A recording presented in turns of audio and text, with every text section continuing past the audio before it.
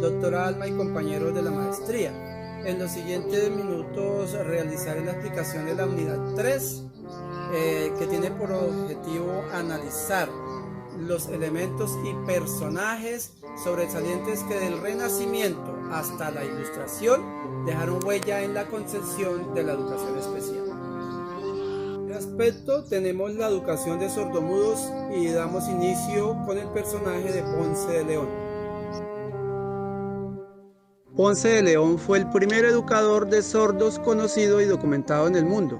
Frente a la doctrina aristotélica de que los sordomudos nunca pueden llegar a hablar ni a tener ideas abstractas y morales, León demostraría su falsedad en la práctica, desmutizando a varios sordomudos de nacimiento, entre los que destacaron Francisco y Pedro de Tobar, hijos de don Juan de Velasco, marqués de Berlanga, es decir, le brindó la posibilidad de concienciar de la existencia de un entorno sonoro.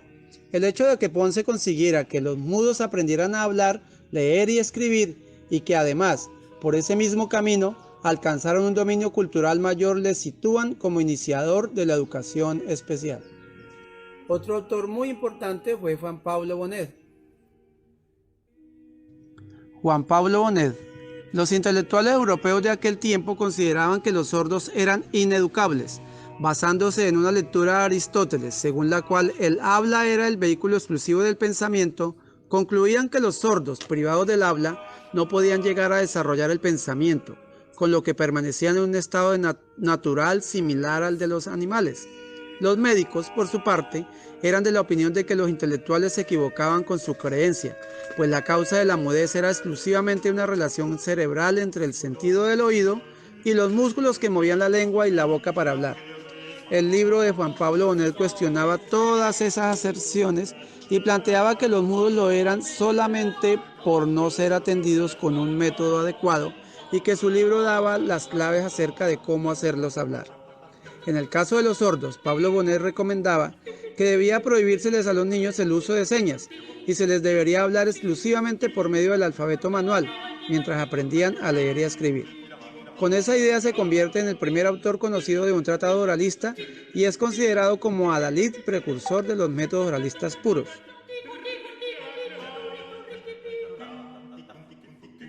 Charles Michel Lepé asumió la responsabilidad de un colega moribundo, el padre Vanin, de educar a dos gemelas sordas muy pobres cuya formación espiritual se había propuesto por Vanin.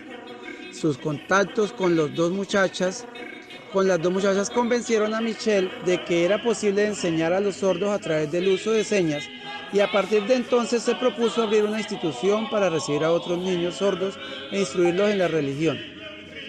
En 1771, y financiándola con sus propios medios, fundó la Institución Nacional de Sordos Mudos en París, cuyas aulas llenó con niños sordos que él mismo reclutaba por toda la ciudad. Aprendió la lengua de señas usada entonces por los sordos parisinos y la usaba en sus clases, añadiendo algunas otras señas de su invención. Por último está la fundación y consolidación del Colegio Nacional de Sordomudos en Madrid. A comienzos del siglo XIX, y gracias al apoyo de la Sociedad Matritense Económica, se dieron los primeros pasos para que el Colegio Nacional de Sordomudos fuese una realidad.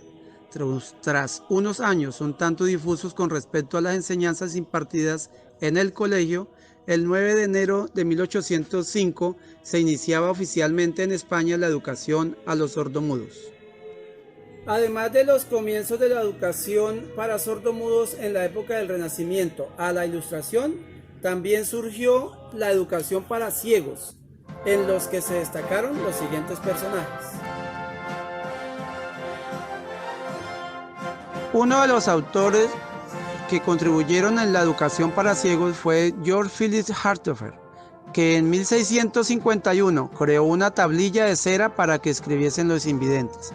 Valentin Haüy, 1745-1822, quien en 1748 fundó la institución de Johannes Aviblus en París y fue uno de los primeros en adoptar la escritura en relieve, proclamando que los ciegos eran educables, principio que continuaría pocos años después su discípulo Louis Braille, 1806-1852. Los Braille a los 10 años fue admitido en la Escuela para Ciegos de París, la Institución Nacional de Jóvenes Ciegos, cuyo fundador fue Valentin Haüy, quien le enseñó el alfabeto guiando sus dedos por las 26 letras que él había fabricado con unas ramitas. Con el paso del tiempo, Lois fue nombrado profesor de la Institución Nacional de Jóvenes Ciegos. Cierto día escuchó en la terraza de un café parisense una historia que le apasionó. Un capitán había ideado un sistema de puntos y trazos en relieve que permitían escribir en la oscuridad. Un mensaje transcrito de esta manera podría ser descifrado al tacto sin necesidad de luz.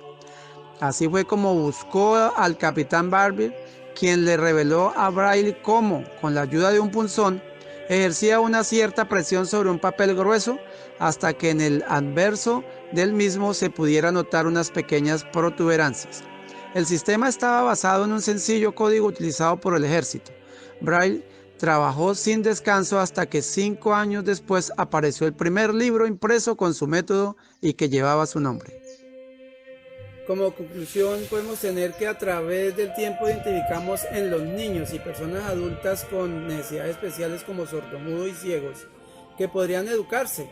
Solo teníamos que buscar la forma de hacerlo. Ahí es donde las personas o personajes antes mencionados se pusieron en lugar de estos personas y diseñaron estrategias para enseñarles, iniciando con Ponce de León, que le dio voz a quienes nacían privados de ella. La actuación de Ponce y los autores que realizaron el aporte a la educación especial será un acto que sirvió como defensa de los derechos sociales individuales de los sordomudos e invidentes. De acuerdo con lo anterior, como docentes, no debemos dejar de lado a los niños con dificultades, sino informarnos y tenerlos en cuenta en cada una de las actividades a desarrollar en un aula o depende pues del entorno o del espacio en que vamos a trabajar.